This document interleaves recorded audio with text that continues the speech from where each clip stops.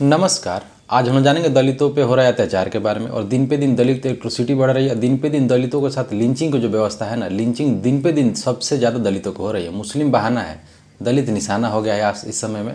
और हम लोग जानेंगे लिंचिंग क्या है। तो लिंचिंग को समझने से पहले बात को समझ लेते हैं। एक खबर आई है अभी वर्तमान में बिहार से। बिहार में एक जगह है जहाँ का नाम है वैशाली। वैशाली में कुछ एक व्यक्ति होते हैं, दलित समुदाय के व्यक्ति होते हैं, जिनका नाम था लाल बहादुर राम। वो कुछ अपने 4-5 दोस्तों के साथ घूमने जाते हैं, पिकनिक मनाने जाते हैं। वहाँ पे कुछ विवाद होता है सीढ़ी पे, मंदिर मतलब वहाँ जहाँ जहाँ पे घूमने गए थे पर्यटक स्थल पे। और उनके साथ झगड़ा होता है। छोटा मोटा झगड़ा इतना बड़ा हो जाता है कि 4-5 लोग आते हैं और मिलकर उनको मार देते हैं। और इतना मारते हैं जिससे उनकी मृत्यु हो जाती है। अब इस दुनिया में नहीं है। बात यह है लॉ एंड ऑर्डर के बारे में, प्रशासनिक व्यवस्था के बारे में। एक वहाँ के गृह मंत्री जो है, जिनका नाम है सम्राट चौधरी। तो सम्राट चौधरी का नाम रखा गया है बुलडोजर बाबा। मतलब उत्तर प्रदेश में थे ना योगी आदित्यनाथ के नाम पे बुलडोजर। भाई गृह मंत्री बुलडोजर कैसे हो गया? बुलडोजर वाला गृह मंत्री कैसे हो गया? ये सब इतनी ग्लैमराइज किया जा रहा है पॉलिटिक्स को। क्योंकि भारत में ना अभी भारत जो है अभी नया नया आज़ाद हुआ है। और नया नया जब किसी को प्रतिनिधित्व मिलता है ना, यही नौटंकी करता है। तुम गृह मंत्री हो राज्य के, तुम बुलडोजर कैसे हो? तुम्हें खुद विरोध करना चाहिए, तुम बुलडोजर कैसे हो गए? खुश हो रहे हैं।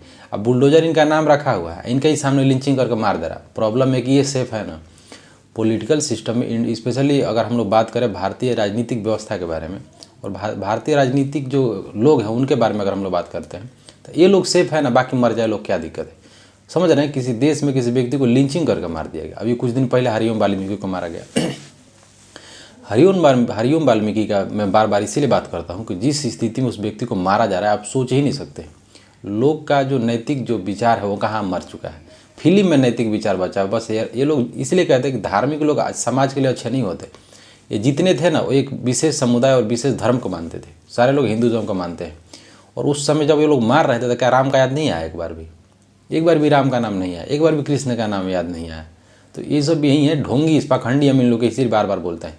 तुम लोग जब धर्म का नाम ले रहे हो और धर्म का नाम पे जब मार रहे हो और चोर बोल के भी मार रहे हो, जिस राम को मारते हो वो राम तुम्हारे अंतरात्मा में क्यों नहीं जागा?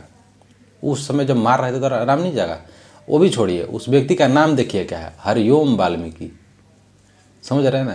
तो यही है, यही से बोलते हैं डुअल नेचर, इसको दोगला चरित्र जिसको कहते हैं ना, कि अंदर राम है बगल में छुरी वाला हाल है। राम का नाम ले लेने से कोई राम का भक्त नहीं हो जाता है। अरे राम का नाम लेके कुचल के 4 आदमी को मार दे रहा है, सब 15-20 गुड़ा मिल के मार दे रहा है। तो इस ठीक चीज़ नहीं है। और प्रशासन को इनका इलाज करना चाहिए, लेकिन प्रशासन सोई हुई है। नाम रखवा ली है बुलडोजर बाबा, उत्तर प्रदेश में बुलडोजर बाबा, बिहार में रखे हैं सम्राट चौधरी, वो भी बुलडोजर का नाम पे अपना नाम रखे हैं। अब हम लोग चलते हैं लिंचिंग के बारे में। लिंचिंग आई कैसे और लिंचिंग दिन पे दिन बढ़ कैसे रही है। पहले क्या होता था कि लिंचिंग जो शब्द है, ये शब्द ही है विदेश का।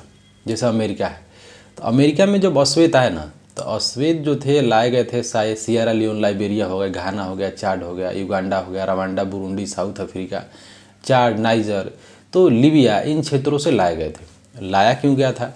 तो बहुत समय तक जो यूरोप रहा, बहुत गरीब स्थिति में रहा। यूरोप का कोई अस्तित्व तो नहीं रहा। यूरोप तो इतना गरीब था कि आप सोच ही नहीं सकते। जो यूरोप पूरे दुनिया को शांति का पाठ पढ़ा रहा है, जो दुनिया को इकोनॉमिक्स का नॉलेज देता है, केनेसियन अर्थशास्त्र देता है, उन पूरे यूरोपीय कॉन्टिनेंट की हम बात कर रहे हैं। वहाँ पे खाने के लिए रोटी नहीं है।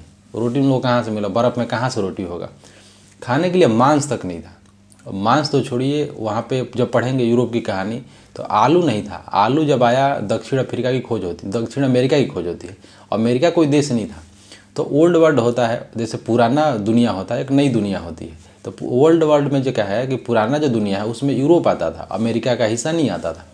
एक व्यक्ति का आपने नाम सुना होगा, जिस व्यक्ति का नाम था कोलंबस। कोलंबस के द्वारा अमेरिका की खोज की जाती है। वहाँ पे आलू मिलता है, टमाटर मिलता है, गाजर मिलता है, बहुत सी मिर्ची मिलती है। फिर वहाँ पे अन्य प्रकार के जो पेय पदार्थ होते हैं, तंबाकू होता है, अन्य जो कमर्शियल जो प्रोडक्ट है भारत में, वो मिले और वहाँ से लाया गया।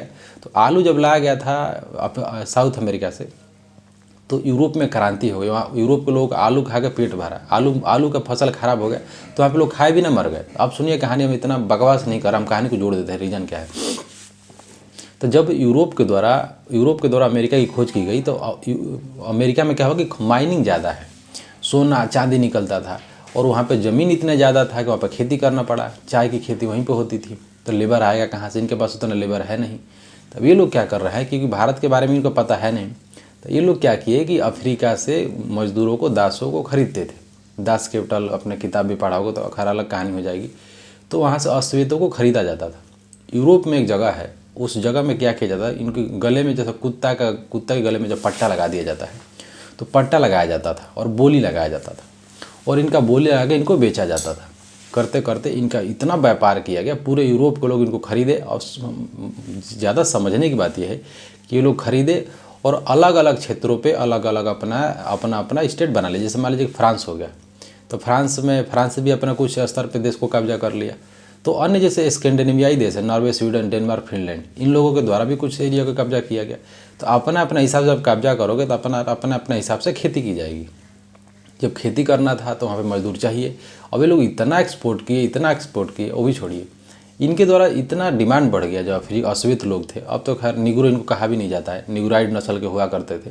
निग्रोइड कहने पर संवैधानिक शब्द होता है। अगर आप अमेरिका में निग्रो कहते हैं तो आपके ऊपर कानूनी कार्रवाई की जा सकती है, आप जेल में चले जाएंगे। तो निग्रो का इतना डिमांड बढ़ने लगा कि इनके द्वारा प्रोस्टिट्यूट कराने यानी देह व्यापार का काम कराया जाने लगा। शोषण इनका बहुत ज़्यादा किया जाने लगा। और शोषण तो खेती तो कराई जाती थी, अलग बात है। कोई मान लीजिए कि कोई जानवर खरीद के लाए तो सिर्फ खिलाने से मतलब है, उसको मजदूरी से मतलब है नहीं। मजदूरी का कोई निराधार है नहीं और मजदूरी कराया जाता था। और क्या हुआ कि धीरे धीरे अमेरिका 1743-78 जाते जाते अमेरिका में क्रांति होने लगी। अमेरिका जाने लगा आज़ादी की तरफ। जब अमेरिका आज़ाद हो गया तो अब जो वहाँ के श्वेत थे वो जाएंगे कहाँ? अब उनको भेज नहीं सकते, तो कुछ लोगों को भेजा भी गया। और हुआ है कि अभी भेज नहीं सकते तो उस देश में रहेंगे। और जब देश में रहेंगे तो वाइट बर्डन थ्योरी है, यानी श्वेतों का एक थ्योरी है कि जैसे ना गोरे रंगों की एक थ्योरी कह सकते हैं हिंदी में। तो उनका सिद्धांत देता कि हम लोग ना श्रेष्ठ हैं। तो अंग्रेजों का कहना था कि हम श्वेत हैं, वो तो हमें भी अश्वेत बोलते थे, काले बोलते थे। भारतीय लोग भी उनके अपेक्षा काले थे तो हम लोगों को भी वो काले बोलते थे। अब इनकी समस्या है कि जैसे भारत में देखते हैं तो भारत में क्या कि दलित जातियाँ जो हैं उनको देख नहीं सकते हैं, कौन अपर कास्ट के लोग नहीं देख सकते थे। और बहुत ज़्यादा एट्रोसिटी की जाती थी, मारा जाता था, पीटा जाता था। और व्यापार तो छोड़ी, व्यापार तो खैर बेचने वाला काम तो ज़्यादा नहीं मिलता है, वो अंग्रेज़ों के द्वारा किया गया था। लेकिन उनका शोषण जातिगत आधार पर किया गया। दलितों का शोषण, चमार हो गए, पासवान हो गए, अन्य जो जातियाँ थी, भंगी हो गई, नेटुआ, डोम, मुसहर हो गए, इनका शोषण जातिगत आधार पर किया गया और जाति बनाई गई, जातिगत आधार पर इनका शोषण किया जाने लगा। लेकिन क्या है कि इन जातियों को जैसे भारत में मेन स्ट्रीम में आने नहीं दिया जाता था, वही आधार उनका भी था। तो क्या है कि वो जहाँ भी पकड़े जाते थे ना तो उनका गर्दनियाँ दबा के मार देता था सब।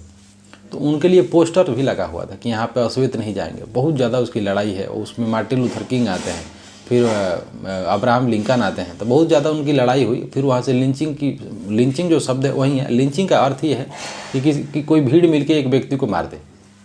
भारत में क्या हुआ कि अभी एक व्यक्ति थे, बीफ के उनके ऊपर अफवाह फैलता है कि वो व्यक्ति जो है बीफ लेके जा रहा है, गाय का मीट लेके जा रहा है, जिसके आधार पर उनको पकड़ा जाए और उनको मारा जाए।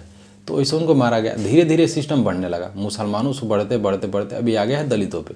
दिन पर दिन दलितों की एट्रोसिटी बढ़ती जा रही है। अब केरल में एक व्यक्ति प्रवासी थे, मजदूर थे, कोई बघेल करके, उनके साथ लिंचिंग किया गया, उनकी मृत्यु हो गई, वो नहीं इस दुनिया में, मर गए। अभी हरिओम वाल्मीकि का किया गया, वही मर गए। और अभी दूसरा किया गया वैशाली में। तो दिन पे दिन दलितों पर अत्याचार बढ़ता जा रहा है। इस पर कानूनी कार्रवाई नहीं की जा रही है, इस पर कानून बनाना चाहिए। दूसरी बात यह है कि ये इतना हिम्मत आ कहाँ से रहा है, ये हिम्मत जो है आ कहाँ से रहा है। इसमें गलती माँ बाप का भी है। ऐसा नहीं कि केवल सरकार की गलती है। जिसके घर का बच्चा लिंचिंग कर रहा है, जो रोड पे मारामारी कर रहा है, उसको समझाना चाहिए। मेरे सामने की बात बताता हूँ मैं क्या हुआ। हम 8-10 में थे, 11 में हम कोचिंग जा रहे थे। तो एक महिला का बैग चोरी हुआ। तो खैर चोरी किया तो गलत था। तो चोर जो था ना वो बहुत गरीब मतलब कंडीशन में लग रहा था। एक लड़का आया, उसका नाम लेना सही नहीं है, और वो क्या किया कि चाबी था ना, हाथ में जो चाबी था, चाबी से उसको मार दिया मुंह पे, यहाँ पे। और यहाँ पे होल हो गया। होल होने के बाद ब्लड ऐसे फेंकने लगा। हमारा देख के अजीब, हम लोग छोटे थे, डर गए। लेकिन हम सोचो मारने वाले का हिम्मत देखो, इसका संस्कार देखो, मार के वो भाग गया। तो ऐसी सुविधा है, ऐसी मतलब है नैतिकता लोग के अंदर नहीं है। मेन गार्जियन की गलती है। गार्जियन बच्चा सबको डांटता नहीं है। कभी भी गार्जियन ये नहीं देख रहा कि बच्चा जा कहाँ रहा है।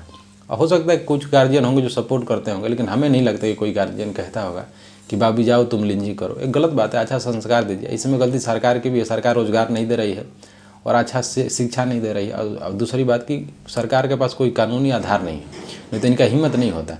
6 महीना जैसे उसको मारा ऐसे इसको मार दो, नहीं तो फांसी पर लटका दो, बात खत्म हो गया। 6 को मारा है, 6 को मतलब 6 को मारा है मिलकर, मान लीजिए किसी व्यक्ति को 6 आदमी मिलकर मारा है, 5 को फांसी पर लटका दो, 4 दिन के अंदर में बात खत्म, हो गया फैसला वहीं पे। तो सरकार जो है ना कानून बनाएगी नहीं, लोग के अंदर डर होगा नहीं। जब तक 4-5 आदमी मरेगा नहीं तब तक डर होगा नहीं। जैसे रेप कर रहा है, रेपिस्टों को कुछ नहीं करना है, फास्ट एंड ट्रैक चलाइए, 15 से 20 दिन में फैसला आ जाएगा, तुरंत गोली मार दीजिए, काम खत्म, केस वहीं पर खत्म हो, लेकिन करेगी नहीं। और बाकी देखते हैं। नमस्कार।